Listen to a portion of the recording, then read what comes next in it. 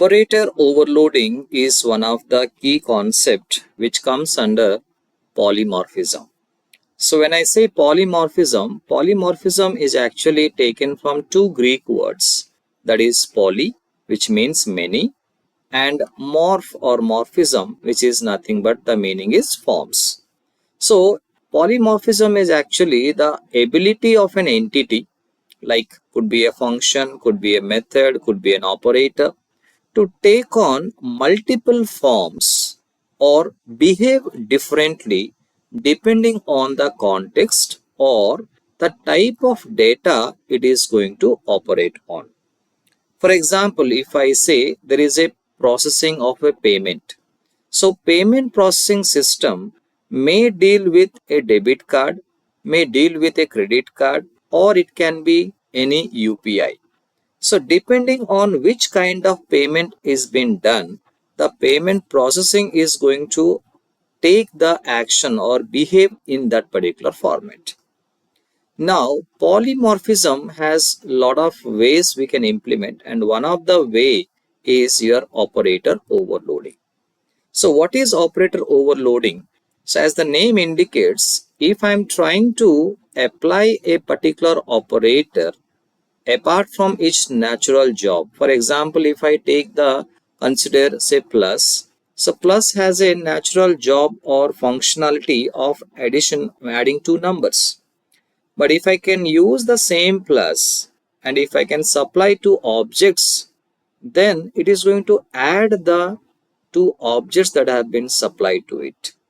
So in order to overload an operator, Python has provided some special methods which are basically called as magic methods. Now here, for example, if I am dealing with plus, so when I am going to apply this plus on two objects, then I need to define one magic method which is nothing but add, which precedes with two underscores and follows two underscore. Similarly, if I am going for multiplication of two objects, then I take the help of a magic method that is called MUL, which again precedes with two underscore and followed by two underscore. So like that, for every operator that we have, so Python has defined certain special methods or magic methods. Now let's have a look into the magic methods. Now you can see here plus, if I am going for this addition operation on two objects, so I will call this add method with one particular object, and in the argument I am going to write down, obviously self is a fixed one because it is a method, instance method, followed by another that is nothing but other. So here object is the one through which, using one object I am going to call this add method, and whereas other refers to another object. So very similarly we can see minus, the magic method name is your sub, for asterisk it is your MUL, for slash it is div, and for your floor division it is the method name is floor div. So like we have modulus, that is your mode, that is POW. For plus equal to we have I add, for minus equal to we have I sub, for asterisk equal to we have I mul. Similarly for the remaining, okay, for less than, for example, we have LT, for less than equal to we have LE. So these are all predefined magic methods which will be activated as soon as we apply any of these operators on two objects. Suppose I am writing object 1 plus object 2. So the meaning is, so the left hand side, the left, suppose I am writing object 1 plus, let's say we are writing object 2. So whenever this line has been executed, now because there is an object that is called object 1 to the left of plus, so this object is responsible for invoking the magic method add, because plus, for plus we have the magic method that is add. Now using this object 1, so it will be internally treated like object 1 dot, it is going to call the magic method, that is nothing but your add with two underscores ending. And you can see here there is one argument, and the argument is nothing but whichever object is available to the right of it. So in the argument what I will get is O2. So if I'm writing O1 plus O2, internally it is going to call the magic method add. And who will call the magic method? The object which is present to the left of the operator, that is O1 in this case. And the object which is present to the right of plus will be considered as an argument, like here other. Okay. So now let's see one small example. So let's say we took some class called vector. So this is our constructor. Okay.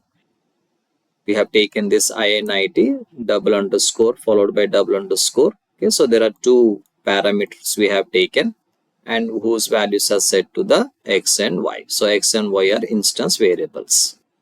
Now here I am defining the magic method, that is add.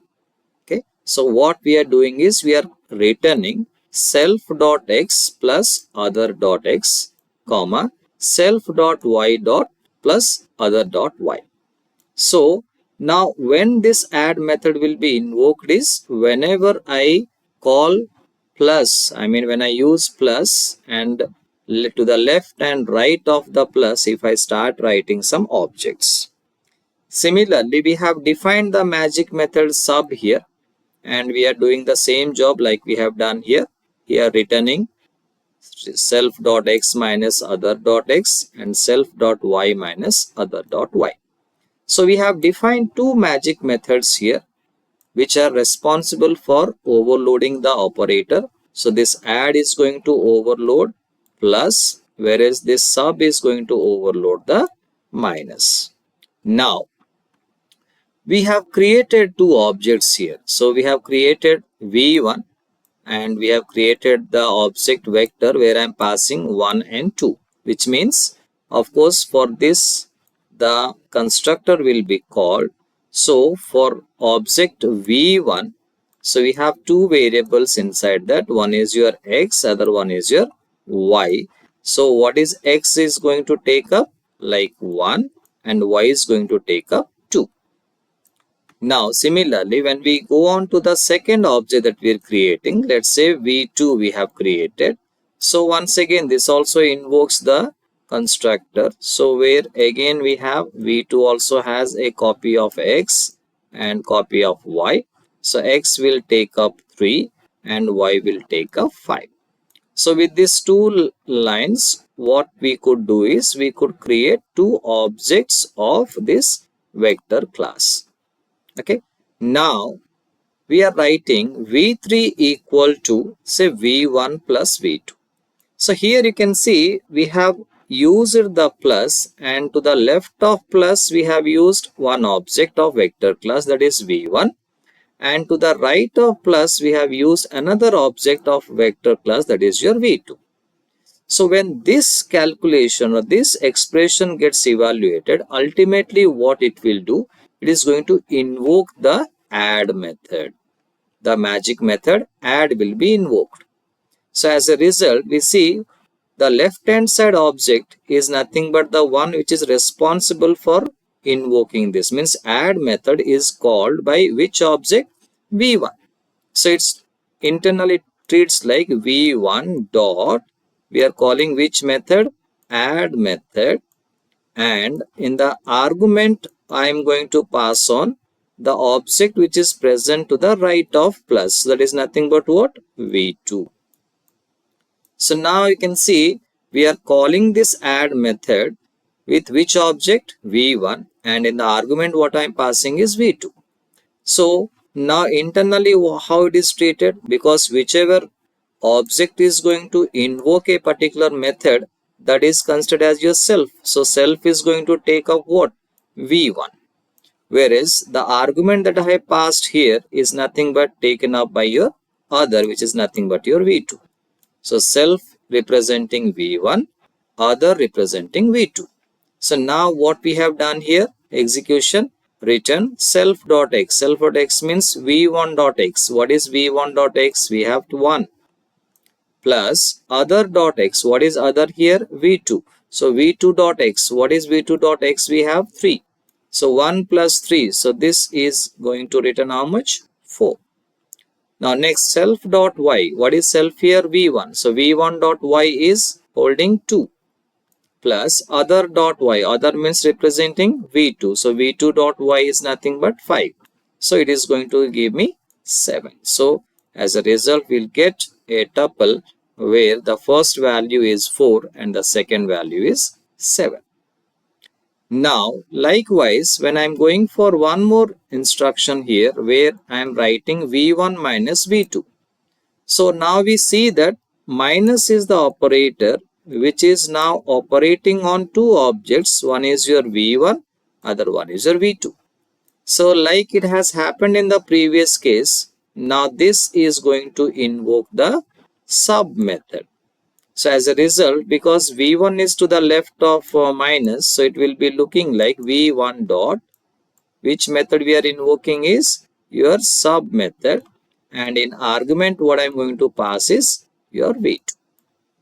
So now how this self is going to represent? So v1 is nothing but your self, and whereas your other is going to be the your v2. Okay. So now when this return statement is executed, self.x means v1.x. What is v1.x? 1 minus other.x means other is representing v2. So v2.x is nothing but your 3. So 1 minus 3, I am going to get this as minus 2. Similarly, self.y minus other.y. Self.y means v1.y. What is v1.y? 2.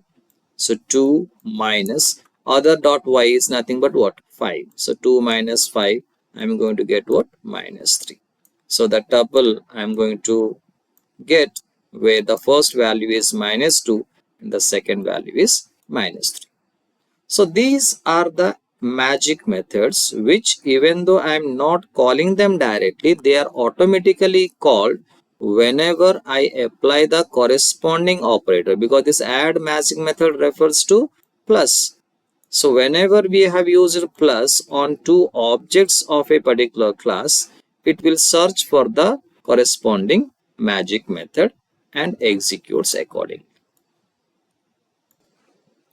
So we have taken this class vector here. This is a constructor. This is your first magic method which will be activated once we call plus on two objects. And this is another magic method sub which will be activated once we apply minus on two objects. So we have created two objects here, v1 and v2, whose v1 x value is 1, y value is 2. With v2 x value is 3 and y value is 5.